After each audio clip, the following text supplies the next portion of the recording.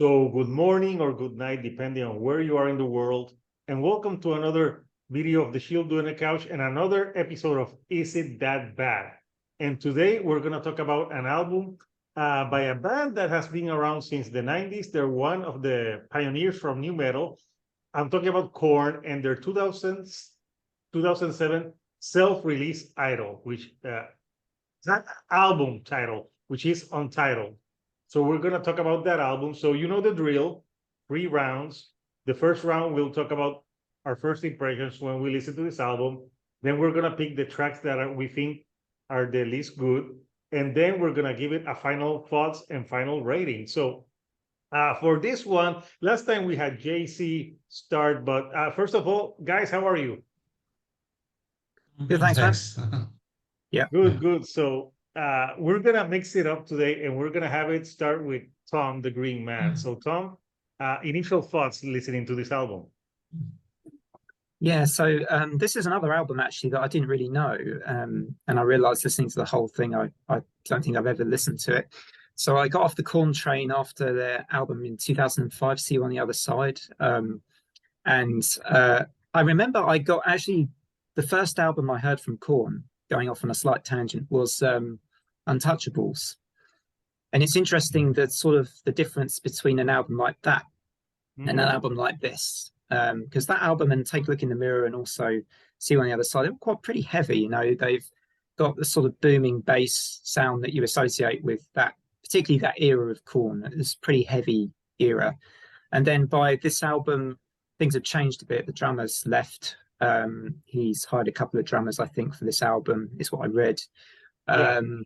And there's a bit of a change in approach to the album.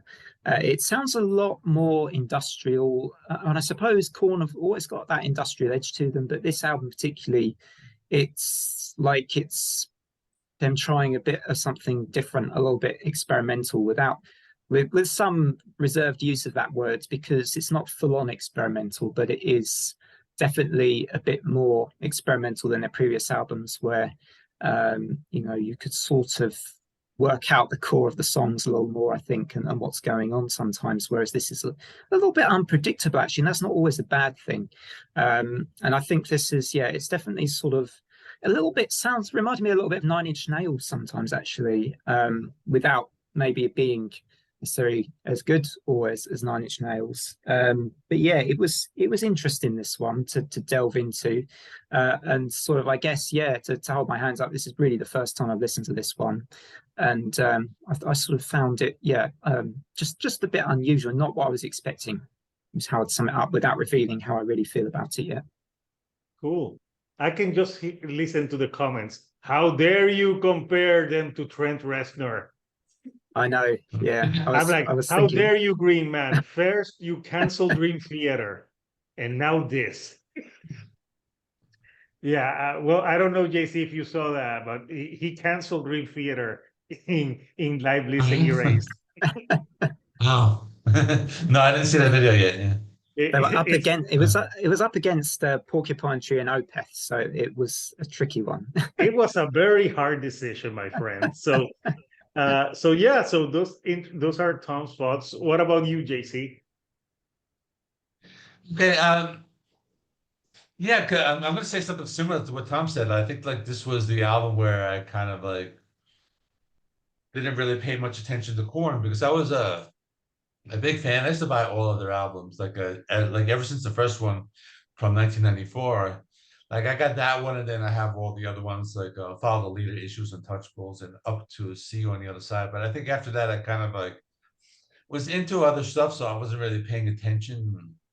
I think Korn went through a period of, I guess, experimentation, where they kind of like doing different stuff. Like there was like a stretch of albums, everything from Untitled to Korn 3 to Path of Totality to Paradigm Shift, where they kind of did different stuff, and then they came back with Serenity of Suffering in 2016. So this one I listened to the first time maybe a year or two ago, because I did a Korn ranking on my channel, and I actually checked that. I didn't have this one dead last, but I mean, it wasn't up high or anything.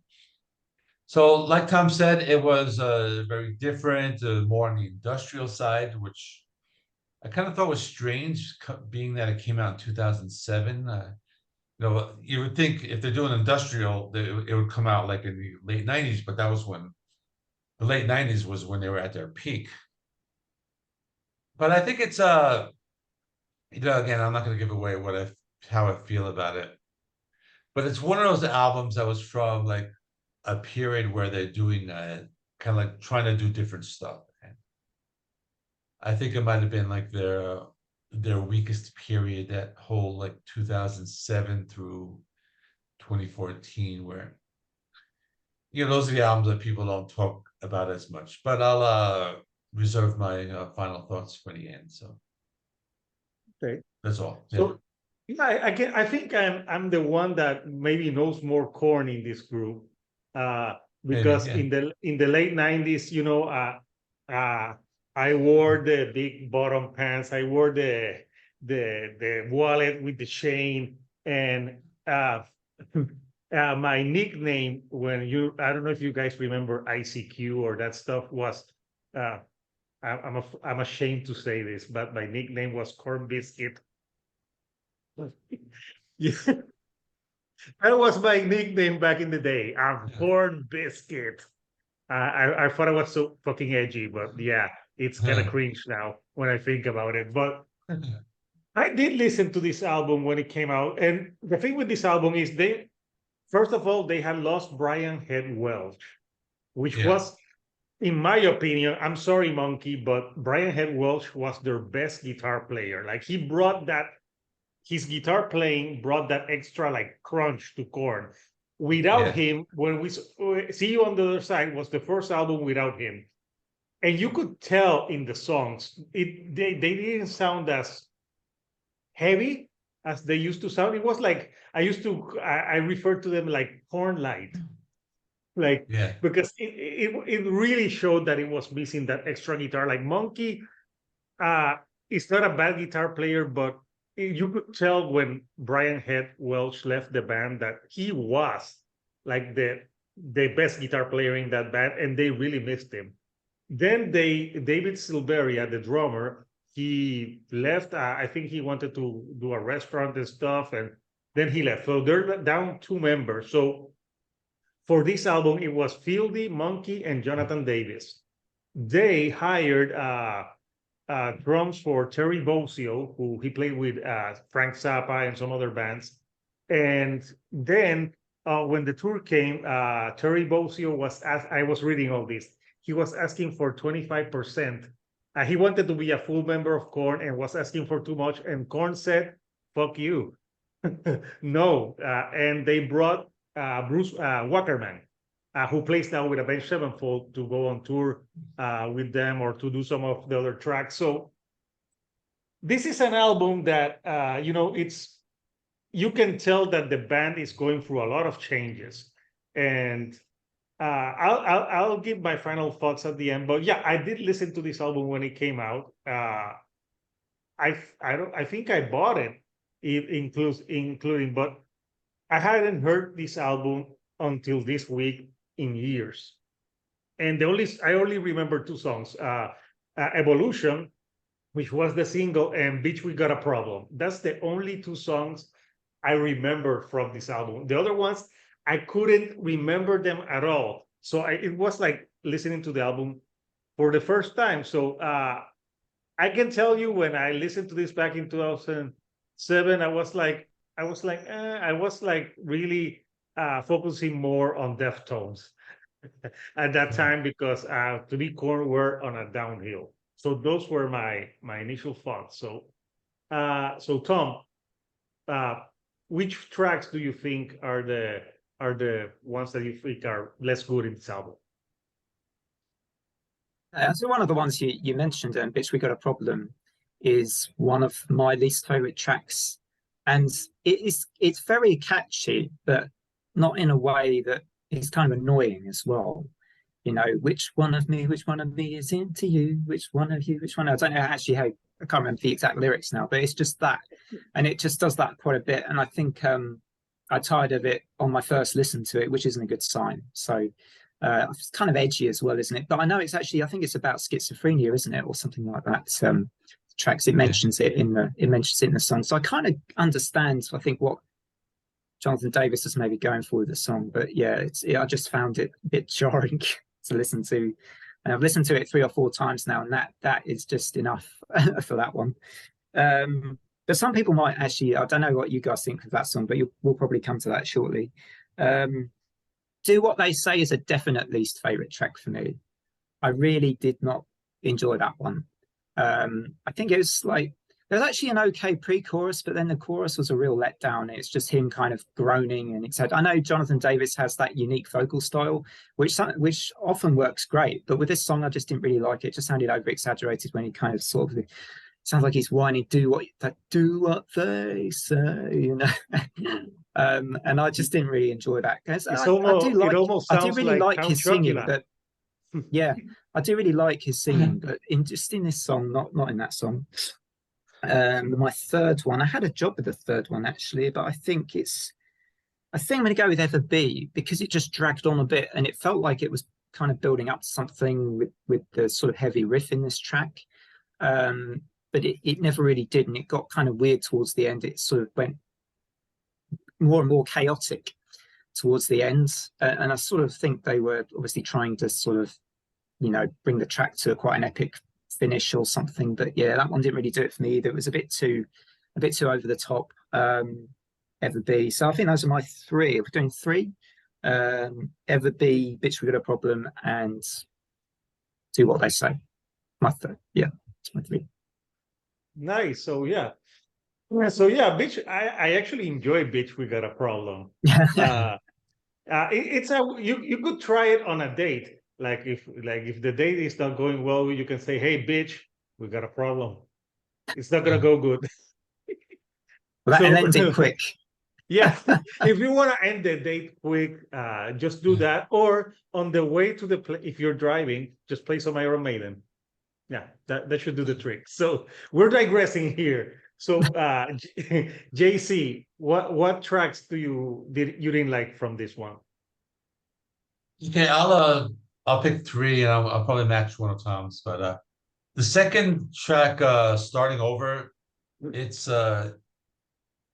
was like in the beginning, but like I think that was like when that like this is not going to be a Korn album, because it was very industrial, like the electronic sound, like the heavy riffs were missing, and like I think that's what really makes Korn, with those those great guitar riffs.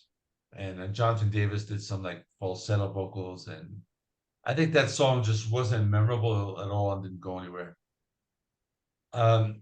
Actually, the next 2 songs are "Bitch We Got a Problem" and "Evolution." I like those a lot. But then the one after that, "Hold On," another one that was like industrial or electronic, and it seemed like the chorus was very like simple, and they're like saying like "Hold on, be strong, so right, so wrong."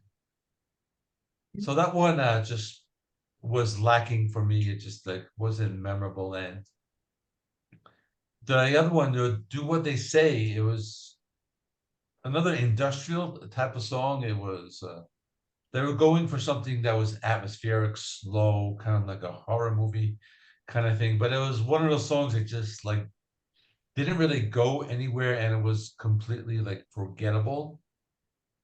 So yeah, those are my 3. I think the biggest issue with a lot of these songs is that they're very forgettable. Like you don't really remember them other than like the 2 singles. So those are my 3 songs. Yeah, I think "Do What They Say," it sounds a lot. You remember that Jonathan Davis worked on the Queen of the Dam soundtrack.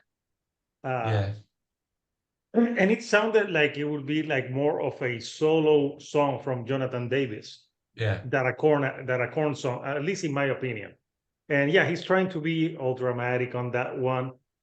So for me, songs that I think are bad, I agree with John with Starting Over. First of all, there's an intro that's almost 2 minutes long. Yeah. I hate long intros, and it's a long intro, and then you think Starting Over is gonna it's gonna be like super hard, and it's not. So it's like so Yeah, it's like it would have been better if the intro and then they would have started with "Bitch, we got a problem." I think that would have yeah, been more epic, in my opinion. yeah, So yeah, starting over to me, it's just like it sounds disjointed. I didn't think it flowed well. Uh, but I'll pick some different songs. I think a song like "Kiss" is like I don't know, it's got some electronic and he's like Kiss, and yeah, I found it to be weak as well. And yeah, I have to agree with Do What They Say. I think Do What They Say is it's kind of weird, and he's being overly dramatic with the song and the way that he's singing. Like he sounds like Count Chocula in some of the times, and yeah, so that's what I would pick those three tracks. So now we're going to the final round, and we're gonna give our final thoughts, and we're gonna say if it's a thumbs down or a thumbs up. So Tom, final thoughts? Yeah, I think this is one of those albums that I can see why it turned off a lot of Korn fans at the time. Um, if you think of the way an album like Untouchable starts, you've got that little bit of TV interference. Well, I always think of the video, and then it switches into that huge riff that's just that stomping. Just a great way to start an album. I mean, Untouchables as a whole is maybe not their best album, but that's how you start a Korn album for me. Yeah, we're here to stay. Yeah, with something like Here to Stay. And this album it is a bit lackluster for quite significant parts of it, but I do think that it still has just about enough of sort of you can tell that I think quite a lot of thought actually has gone into this one. And I do enjoy a few tracks. So Evolution, already been mentioned, good song and single, quite like that one. A track I really liked was Love and Luxury. Like 3 minutes, pretty short, but I mean, it wasn't a heavy Korn song or anything, but I think I liked the chorus in particular. And when I was listening to that, I was thinking, actually, I can listen to some of this stuff. Killing was quite good, I thought. A little bit of interesting arrangements. I think there was another one. I actually Starting Over was one, although I wouldn't have had that as the second track or the one earlier on. I kind of liked it in a strange way. It sort of had an atmosphere to it, and there were some interesting little electronic moments towards the end of the track that I quite enjoyed. So I don't know. There's just about enough that I don't think I'm gonna throw this one into the dumpster. I think I'd save this one just about. I think it's got enough. I think it's not a great Korn album. It's probably one I'd rank lower down if I ever did a Korn ranking, I suspect, although I don't know many of their recent albums, I must confess. But yeah, I think it's just a little bit of a mixed bag. You can see why they wanted to try something different by that point, I think, in some ways. But yeah, I think I'm just about going to say this one. Yeah. Okay. What about you, JC? yeah. I would say the same thing. I think like maybe like the first half, barring the those two singles, "Bitch, We Got a Problem" and "Evolution." Those are the ones I enjoyed, but the ones that I picked were like the weakest songs were more like towards the front half, which was Starting Over, Hold On, Do What They Say. And if I were to pick another one, I'd probably pick Kiss. But after that, the songs were not that bad. Like Ever Be, Love and Luxury, Innocent Bystander. They weren't the heaviest Korn songs, but I thought they were like listenable. I think they're like decent songs, and even the final song, "I Will Protect You." I know like Korn likes to like end their albums with a dark and emotional song. So I'm also going to give it a thumbs up because it's not like that bad. It's just like pretty much like what Tom said. It's one of the weaker ones. I did my ranking. I had this towards the bottom and wasn't like at the bottom. But I think it just has some things that are like worth listening to. Like I'll go back to this album. So this isn't in the same class as the 6 Feet Under, Nightmares of the Decomposed, or Nothing is Ooh. like that. Yeah. But so that's why I give it a thumbs up. So that's my, Good. we have two already. Yeah. So yeah, so that leaves me, and if I give it a thumbs up, this will be the first time in this series that we would all give it a thumbs up. So let's see what happens. Or Yeah. Oh, no, I think I it made it, I would be the think. second time. We did Yeah, that with a Black Sabbath album. Yeah, it would be Yeah, the the second time that we do this. on Black Sabbath. So Yeah. yeah, the dehumanizer, yeah. yeah, the Dehumanizer album. So yeah, actually releasing to this album this week, I was like because people it had mixed reviews, but I hadn't heard this in years, and I'm like, there's actually some hidden gems here. Like I think Innocent Bystander is a great song. uh Healing is good. I think Evolution. I think probably Evolution is the. I think they didn't. I think it's the only single they released from this album. I don't remember if they released more Yeah. singles from this album. And you can tell that it's a band that they're struggling. They were like in their Saint Anger period where like the band is almost imploding. And to me, this album sometimes I think maybe the problem is that they named it Korn, and maybe at that moment, I don't know, it sounds more to me like a Jonathan Davis solo album sometimes in some of the songs. And it's got electronics because they worked with a producer named The Matrix. So that's Yeah. why it's like heavy. You said industrial. I found it like it's a little bit like industrial tinge, not like how they went years later with the Path of Totality, where they went full on like electronic music. That's an interesting one. But yeah, I think Evolution is great. I think I Will Protect You. It ends, you hear the bagpipes. Then there's a song like Hushabye that it's quite catchy in the chorus. Mhm. So for me, listening to this album yesterday, I was driving. I was thinking like, I wonder what the guys will do because I'm also gonna give it a thumbs up.